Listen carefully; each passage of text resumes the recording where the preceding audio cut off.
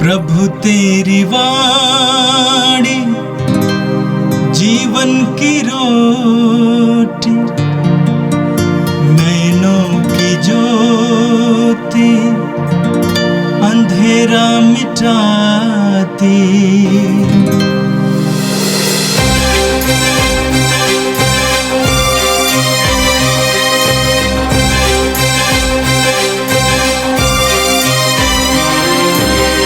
प्रभु तेरी वाणी जीवन की रोटी, नैनों की ज्योति अंधेरा मिटाती। प्रभु तेरी वाणी जीवन की रोटी, नैनों की ज्योति अंधेरा मिटाती। वाणी वाणी वाणी वाणी वाणी पवित्र है, शाश्वत है, जीवन का मन्ना है। 2 अप्रैल बुधवार। पहला पाठ नबी ईसायास का ग्रंथ, अध्याय 49, पद संख्या 8 से 15। प्रभु यह कहता है, मैं उपयुक्त समय में तुम्हारी सुनूंगा, मैं कल्याण के दिन तुम्हारी सहायता करूंगा। मैंने तुमको बनाया है और अपने विधान की प्रजा नियुक्त किया है। मैं भूमि का उद्धार करूंगा और तुम्हें उजड़ प्रदेशों में बसाऊंगा। मैं बंदियों से यह कहूँगा, मुक्त हो जाओ, और अंधकार में रहने वालों से सामने आओ। वे मार्गों के किनारे चरेंगे और उन्हें उजाड़ स्थानों में चारा मिलेगा। उन्हें फिर कभी ना तो भूख लगेगी और ना प्यास। उन्हें ना तो लू से कष्ट होगा और ना धूप से, क्योंकि जो उन्हें प्यार करता है वह उनका पथ प्रदर्शन करेगा और उन्हें उमड़ते हुए जल स्रोतों तक ले चलेगा। मैं पर्वतों में रास्ता निकालूंगा और मार्गों को समतल बनाऊंगा। देखो, कुछ लोग दूर से आ रहे हैं, कुछ उत्तर से, कुछ पश्चिम से और कुछ सिमीन की देश से।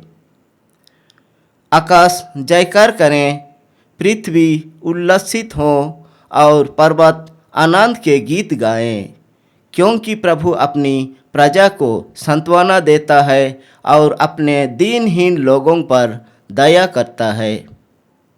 सियोन यह कह रहा था, प्रभु ने मुझे छोड़ दिया है, प्रभु ने मुझे भुला दिया है। क्या स्त्री अपना दूध मुहा बच्चा भुला सकती है? क्या वह अपनी गोद के पुत्र पर तरस नहीं खाएगी? यदि वह भुला भी दे तो भी मैं तुम्हें कभी नहीं भुलाऊंगा।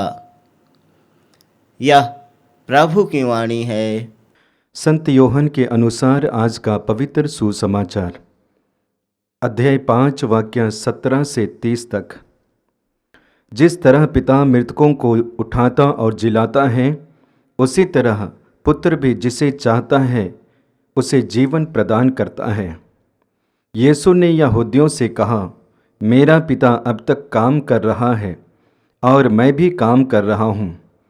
अब यहूदियों का उन्हें मार डालने का निश्चय और भी दृढ़ हो गया, क्योंकि वह न केवल विश्राम दिवस का नियम तोड़ते थे, बल्कि ईश्वर को अपना निजी पिता कहकर ईश्वर के बराबर होने का दावा करते थे।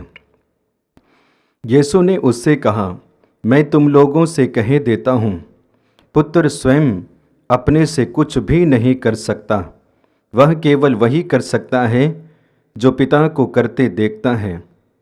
जो कुछ पिता करता है वही पुत्र भी करता है, क्योंकि पिता पुत्र को प्यार करता है और वह स्वयं जो कुछ करता है उसे पुत्र को दिखाता है। वह उसे और महान कार्य दिखाएगा, जिन्हें देखकर तुम लोग अचंभे में पड़ जाओगे। जिस तरह पिता मृतकों को उठाता और जिला देता है, उसी तरह पुत्र भी जिसे चाहता है उसे जीवन प्रदान करता है। पिता तो किसी का न्याय नहीं करता, उसने न्याय करने का पूरा अधिकार पुत्र को दे दिया है, जिससे सब लोग जैसे पिता का आदर करते हैं वैसे ही पुत्र का भी आदर करें। जो पुत्र का आदर नहीं करता वह पिता का, जिसने पुत्र को भेजा है, आदर नहीं करता। मैं तुम लोगों से कह देता हूँ, जो मेरी शिक्षा सुनता है और जिसने मुझे भेजा है उसमें विश्वास करता है, उसे अनंत जीवन प्राप्त है। वह दोषी नहीं ठहराया जाएगा, वह तो मरण को पार कर जीवन में प्रवेश कर चुका है। मैं तुम लोगों से कह देता हूँ, वह समय आ रहा है, आ ही गया है, जब मृतक ईश्वर के पुत्र की वाणी सुनेंगे, और जो सुनेंगे उन्हें जीवन प्राप्त होगा। जिस तरह पिता स्वयं जीवन का स्रोत है, उसी तरह उसने पुत्र को भी जीवन का स्रोत बना दिया, और उसने न्याय करने का भी अधिकार दिया है, क्योंकि वह मानव पुत्र है। इस पर आश्चर्य ना करो, वह समय आ रहा है जब वे सब जो कब्र में हैं उनकी वाणी सुनकर निकल आएंगे। सत्कर्मी जीवन के लिए पुनर्जीवित हो जाएंगे और कुकर्मी नरक दंड के लिए। मैं स्वयं अपने से कुछ भी नहीं कर सकता, मैं जो सुनता हूँ उसी के अनुसार निर्णय देता हूँ, और मेरा निर्णय न्याय संगत है, क्योंकि मैं अपनी इच्छा नहीं बल्कि जिसने मुझे भेजा है उसकी इच्छा पूरी करना चाहता हूँ। यह प्रभु का दिव्य सुसमाचार है। क्रिस्त प्रभु की जय। क्रिस्त में प्यारे भाइयों और बहनों, आज माता कलीसिया हमारे लिए 2 पाठों को देती है, जिसके ऊपर हम मनन करेंगे और मनन करते हुए हमारे जीवन के लिए कुछ संदेश लेके जाएंगे। आज का पहला पाठ हम नबी ईसायास के ग्रंथ से सुनते हैं। जब नबी ईसायास के ग्रंथ से वचन सुनते हैं, सबसे पहले हम नबी के बारे में सुनते हैं। नबी ईसायास के विषय में जानेंगे। वे प्रमुख 4 नबियों में से एक नबी हैं। उनका जन्म 765 ईस्वी में हुआ और तब से तकरीबन 50-60 वर्ष तक नबी के पद पर अलग अलग राजाओं के शासन काल में बने रहते हैं। वचन में पढ़ते हैं 8वीं शताब्दी में परमेश्वर नबी ईसायास को प्रेरित करते हैं और प्रेरित करते हुए अपनी योजना को बताते हैं जो अपनी जनता के प्रति है। परमेश्वर नबी ईसायास के माध्यम से अपनी जनता को चेतावनी देना चाहते हैं। यह जिम्मेदारी सौंपते हुए कि तुमने जो कुकर्म के मार्ग पर चले हैं उसके द्वारा तुम्हारे जीवन में विनाश है। यही संदेश को देने के लिए परमेश्वर नबी यिर्मयाह को चुनते हैं, और नबी यिर्मयाह अलग अलग राजाओं के शासन काल में रहते हुए जनता को बार बार एहसास दिलाते हैं। विशेष करके वे जो पाप के मार्ग पे चले, कुमार्ग पे चले, अन्याय के मार्ग पर चले और विशेष करके ईश्वर से विमुख हुए, इसके विषय में वो जोर देते हैं। और साथ ही साथ यह भी संदेश देते हैं कि उन्हें ईश्वर के पास पश्चाताप करते हुए लौटना है। तो इस तरह नबी ईसायास के ग्रंथ को 3 भागों में बांटा गया है और वो अलग अलग दृश्य को वर्णन करता है। नबी ईसायास का ग्रंथ का पहला भाग अध्याय 1 से 39 में पढ़ते हैं। वहाँ पे इजरायली जनता, उनकी कमजोरी और निर्वासित की जाती है, उसके विषय में वर्णन पाते हैं। दूसरे खंड में प्रवेश करेंगे, वो 40 से 55, वहाँ पे निर्वासन, उनकी समस्याएं, उनके साथ में पीड़ाएं, अत्याचार और मुक्ति का संदेश के विषय में वर्णन पाते हैं। और तीसरे खंड में हम प्रवेश करेंगे, वो नबी ईसायास का ग्रंथ अध्याय 56 से लेकर 66 तक। वहाँ पे पुनः परमेश्वर की जनता के बारे में सुनते हैं जो बाबुल निर्वासन से पुनः वापस लौटती है, और वापस लौटने के बाद में टूटे बिखरे हुए जगह, मंदिर और बाकी चीज़ों को देखती है और पुनः निर्माण करती है, उसके विषय में वर्णन पाते हैं। और इसी के साथ में नबी यिर्मयाह भी उनको प्रेरित करते हैं, प्रोत्साहन करते हैं, हौसला बढ़ाते हैं, आशाएं जगाते हैं कि परमेश्वर जो जीवित परमेश्वर है तुम्हारे जीवन में राज करेगा।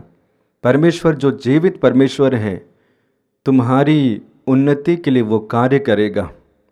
इस तरह से नबी ईसायाह ईश्वर के संदेश को जनता तक पहुंचाते हैं। आज के प्रथम पाठ में हम दूसरे खंड से सुनते हैं और वहाँ पे वचन में पढ़ेंगे, प्रभु बताना चाहते हैं, प्रभु यह कहता है, मैं उपयुक्त समय में तुम्हारे सुनूंगा, मैं कल्याण के दिन तुम्हारी सहायता करूंगा, मैंने तुमको सुरक्षित रखा है और अपने विधान की प्रजा नियुक्त किया है, मैं भूमि का उद्धार करूंगा और तुम्हें उजाड़ प्रदेशों में बसाऊंगा।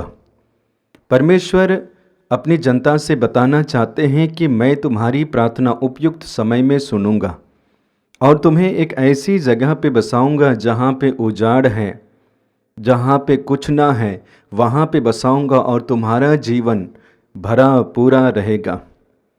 एक तरह से परमेश्वर अपनी जनता जो कमज़ोर बनी हुई है, अपनी जनता जो दिशा से भटक गई है, अपनी जनता जो विश्वास में सूखे अनुभव करती है, उसमें फिर से जान देने की बात करते हैं। जब प्रभु की जनता स्ट्रगल करती है, समस्याएं झेलती है, वो दया के लिए याचना भी करती हैं और ऐसे वक्त में प्रभु बताना चाहते हैं, मैं तुम्हारी प्रार्थना को सुनूंगा ज़रूर, लेकिन उसके लिए कुछ समय है, निर्धारित ही वक्त है, उसी वक्त तुम्हारी प्रार्थना सुनी जाएगी। बाइबल में काफ़ी जगह पे हम देखते हैं जहाँ पे परमेश्वर कहते हैं कि पुकारो, मैं तुम्हारी पुकार को सुनूंगा, प्रार्थना करो, मैं तुम्हारी प्रार्थना को सुनूंगा, उत्तर दूंगा। इसी तरह ढूंढो, तुम्हें मिल जाएगा, खटखटाओ, तुम्हारे लिए खोला जाएगा।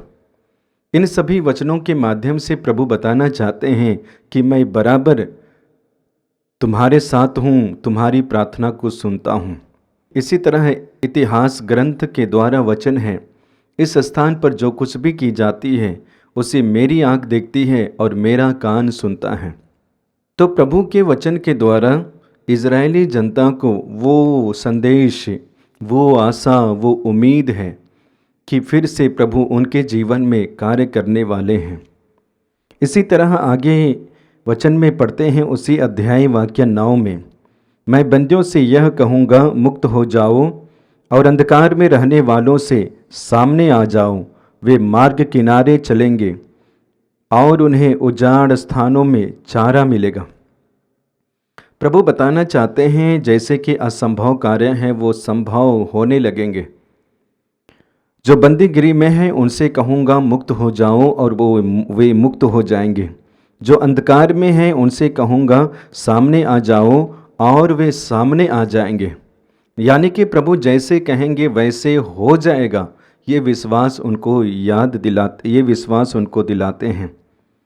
इसी तरह आगे वचन में पढ़ते हैं, उसी अध्याय वाक्य 10 में पढ़ते हैं, उन्हें फिर कभी ना तो भूख लगेगी ना प्यास, उन्हें ना तो लू से कष्ट होगा और न धूप से, क्योंकि जो उन्हें प्यार करता है वह उनका पथ प्रदर्शन करेगा और उन्हें उमड़ते हुए जल स्रोतों तक ले चलेगा। प्रभु इजरायली जनता के बीच में जो कार्य करने वाले हैं उसके विषय में बताते हैं। उनके जीवन में फिर ना भूख लगेगी, ना कष्ट, ना प्यास, ना दुख, ना दर्द, ना पीड़ा, क्योंकि प्रभु बताते हैं मैं उनके साथ रहूँगा, मैं उनकी अगुवाई करूँगा, मैं उनके लिए पथ तैयार करूँगा। इसी तरह हम प्रभु की जनता के विषय में ही सुनते हैं, जब वे आज़ाद होकर प्रतिज्ञात देश की ओर प्रस्थान करती हैं, प्रभु उनके लिए हर एक चीज़ों का प्रबंध करते हैं। अलग अलग समय में जो अलग अलग ज़रूरतें होती हैं उन सभी ज़रूरतों को वो पूर्ण करते हैं। जब उनको प्यास लगती है प्रभु पानी पिलाते हैं, जब उनको भूख लगती है प्रभु मन्ना खिलाते हैं, जब सामने में बाधाएं आती हैं प्रभु उसे हटाते हैं और उनके लिए मार्ग आसान बनाते हैं। इसी तरह जब वे समुद्र के पास पहुंचते हैं, प्रभु उनको सूखी भूमि पार कराते हैं। ये प्रभु के कार्य के विषय में वर्णन पाते हैं। आज प्रभु इस पाठ के माध्यम से हमारे व्यक्तिगत जीवन में प्रवेश करते हुए कहते हैं, तुम्हारा व्यक्तिगत जीवन, आध्यात्मिक जीवन इसी तरह बंजर और सूखा पड़ा हुआ है। मैं इसी सूखेपन में वो हरियाली भरूंगा और इसी जो दर्दनाक परिस्थिति से गुजरते हुए जनता की स्थिति है, उसके लिए मार्ग तैयार करूंगा। इसलिए आगे वचन में पढ़ते हैं, मैं पर्वतों में रास्ता निकालूंगा और मार्गों को समतल बना दूंगा। प्रभु कहते हैं, मैं पर्वतों में रास्ता निकालूंगा और मार्गों को समतल बना दूंगा। तो जहाँ पे बाधाएं हैं, जहाँ पे जाने योग्य नहीं हैं, वहाँ पे प्रभु बताते हैं मार्ग तैयार करूंगा। क्रिस्त में प्यारे भाइयों और बहनों, प्रभु की इन वादाओं के पीछे में जो प्रेम है उसके बारे में वर्णन पाते हैं। प्रभु एक एक को प्यार करते हैं, एक एक को महत्व देते हैं और एक एक के पीछे में पड़े रहते हैं। नबी ईसाइयाह के ग्रंथ में ही पढ़ेंगे, अध्याय 43 वाक्य 3 और 4 में प्रभु कहते हैं, तुम मेरी दृष्टि में मूल्यवान हो, महत्व रखते हो, मैं प्यार करता हूँ। तो आइए प्रथम पाठ के माध्यम से यही संदेश को ग्रहण करें कि प्रभु अपनी जनता को लगातार प्रेम करते रहते हैं, अटल प्रेम करते रहते हैं। भले ही जनता प्रभु को छोड़े, भले ही जनता प्रभु से विमुख हो जाए, लेकिन प्रभु बराबर उनको प्यार करते हैं और अपनी संगति में लाना चाहते हैं। हमारे साथ में भी प्रभु वही करते हैं। हम भी परमेश्वर को अलग अलग समय में और अलग अलग परिस्थिति में शायद छोड़ते भी होंगे और उनसे दूरियां भी बनाते होंगे। ऐसे वक्त में प्रभु हमें याद दिलाते हैं, मैं ही तुम्हारे लिए मार्ग तैयार करूंगा, मैं ही तुम्हारे लिए पथ प्रदर्शन करूंगा। इसी के साथ आइए हम आज के सुसमाचार में प्रवेश करेंगे। सुसमाचार में प्रवेश करते हैं। सुसमाचार के द्वारा प्रभु हमें संदेश देना चाहते हैं कि मैं और पिता एक हैं। प्रभु यीशु मसीह बताना चाहते हैं, जो पिता चाहते हैं वही मैं करता हूँ, जो पिता मुझे दिखाते हैं उसी कार्य को मैं करता हूँ, और जो पिता मुझसे कार्य करने के लिए कहते हैं उसी कार्य को मैं करता हूँ, अपने से कुछ नहीं करता हूँ। इसी तरह वचन के अंतिम भाग में हम पढ़ेंगे जहाँ पे यीशु बताना चाहते हैं, मैं अपनी इच्छा नहीं बल्कि जिसने मुझे भेजा है उसकी इच्छा पूरी करना चाहता हूँ। प्रभु यीशु मसीह पिता के द्वारा भेजे जाते हैं, विशेष करके हम मनुष्यों को बचाने के लिए, हम मनुष्यों का उद्धार करने के लिए और मनुष्य के बीच में ईश्वर के राज्य को प्रकट करने के लिए, प्रेम को प्रकट करने के लिए। प्रभु यीशु मसीह उसी कार्य को जनता के बीच में करते हैं, लेकिन जनता परमेश्वर के प्रेम को और यीशु के प्रेम को पहचान नहीं पाती है। उनमें से कुछ लोग यीशु के ऊपर में षड्यंत्र रचते हैं और यीशु को गिरफ्तार करते हैं, गिरफ्तार करने के लिए षड्यंत्र रचते हैं, कोसते भी हैं। ऐसी परिस्थिति में प्रभु उनको समझाना चाहते हैं, मैं अपने से कुछ नहीं करता हूँ। पिता जो शुरुआत से, सृष्टि के प्रारंभ से वो कार्यरत हैं, आज भी कार्यरत हैं, और मैं कार्यरत पिता को देखता हूँ, मैं भी कार्यरत रहता हूँ। तो क्रिस्त में प्यारे भाइयों और बहनों, सुसमाचार के द्वारा जो पहला संदेश है, परमेश्वर निरंतर वो कार्यरत रहते हैं। उत्पत्ति ग्रंथ अध्याय 1 वाक्य 3 से आगे पढ़ते हैं, जहाँ पे सृष्टि के विषय में सुनते हैं। परमेश्वर कहते हैं आकाश हो जाए, हो जाता है, और यह कार्य जो परमेश्वर क्रियाशील है उसके विषय में दर्शाता है।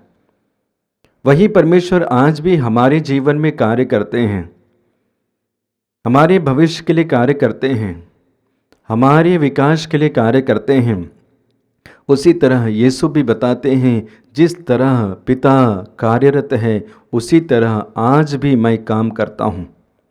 यीशु के विषय में हम देखेंगे, वो बचपन से ही पिता के कार्य में लीन रहते हैं, इसलिए वो 12 वर्ष की उम्र में जहाँ पे लोगों के बीच में होना चाहिए, अपने ही साथी लोगों के साथ में होना चाहिए, लेकिन वो बड़े लोगों के बीच में रहते हैं, उनको संदेश देते हैं, शिक्षा देते हैं और जीने के लिए एक नया तरीका बताते हैं। ये क्या को दर्शाता है कि वह परमेश्वर की कार्य के प्रति समर्पित है, और जिस तरह परमेश्वर क्रियाशील है, कार्यरत है, उसी तरह प्रभु भी कार्यरत है। प्रभु यीशु मसीह यूहन्ना के बाद में जब मिशन कार्य शुरू करते हैं, इसके बाद में लगातार वो कार्यरत रहते हैं, अंतिम पल तक वो कार्यरत रहते हैं। जब वो क्रूस में टंगे जाते हैं तब भी वो कार्यरत रहते हैं, और इसलिए वह कह पाता है, पिता इन्हें क्षमा कर, क्योंकि ये नहीं जानते ये क्या कर रहे हैं। ये भी एक कार्य है, लोगों को यानी कि एक दूसरे के प्रति क्षमा करने के लिए, सम्मान करने के लिए वो पाठ पढ़ाते हैं, पाठ सिखाते हैं।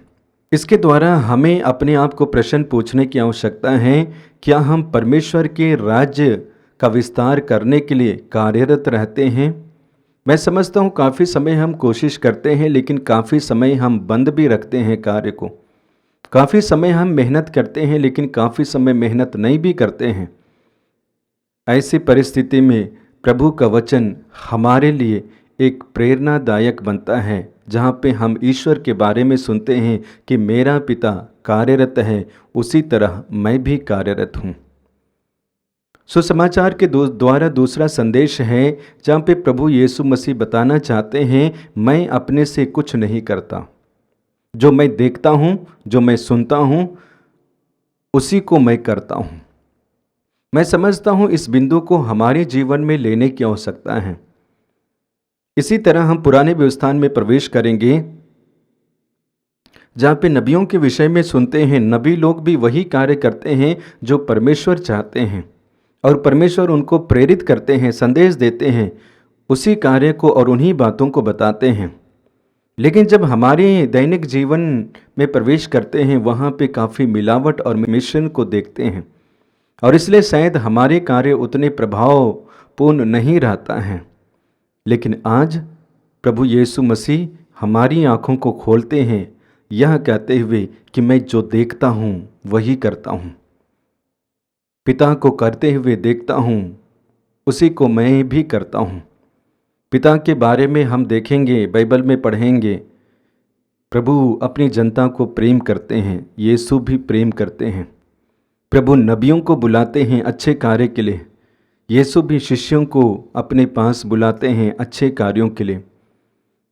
पिता अपनी जनता को ढूंढते हैं, यीशु भी खोए हुए लोगों को ढूंढते हैं।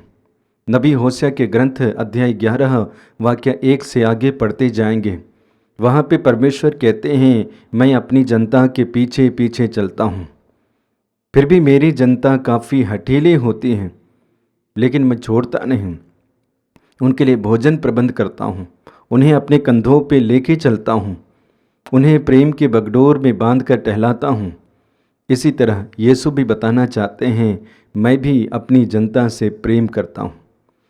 लूकास के सुसमाचार अध्याय 19 वाक्य 10 में पढ़ते हैं, वचन में लिखा है, जो खो गया था मानव पुत्र उसी को ढूंढने और बचाने आया है। तो जैसे पिता खोए हुए लोगों को ढूंढते हैं, उसी तरह यीशु भी खोए हुए लोगों को ढूंढते हैं। जैसे पिता नबियों के माध्यम से पश्चाताप के लिए संदेश देते हैं, उसी तरह यीशु भी लोगों को पश्चाताप करते हुए ईश्वर के पास लौटने के लिए संदेश देते हैं। परमेश्वर की योजना मनुष्य को उद्धार और मनुष्य को अनंत जीवन प्रभु यीशु मसीह उसे पूर्ण करते हैं। तो इस तरह से प्रभु यीशु मसीह जो कहते हैं, मैं जो देखता हूँ पिता को कार्य करते हुए, उसी कार्य को मैं भी करता हूँ। क्रिस्त में प्यारे भाइयों और बहनों, आज हमें देखने की आवश्यकता है प्रभु यीशु मसीह हमारे लिए क्या क्या कार्य करते हैं, और उसी कार्य को देखकर हमें भी हमारे लोगों के बीच में, प्रभु की जनता के बीच में उसी कार्य को उसी तरीके से करने की आवश्यकता है। सुसमाचार के द्वारा तीसरा बिंदु है, और वह यह है, प्रभु यीशु मसीह कहते हैं, मैं अपनी इच्छा नहीं बल्कि पिता की इच्छा पूरी करने आया हूँ। मैं समझता हूँ हम मनुष्यों के पास में काफ़ी इच्छाएं होती हैं, अलग अलग इच्छाएं होती हैं, लेकिन यीशु हमें बताना चाहते हैं कि जिस तरह मैं करता हूँ उसी तरह तुम्हें भी करने की आवश्यकता है।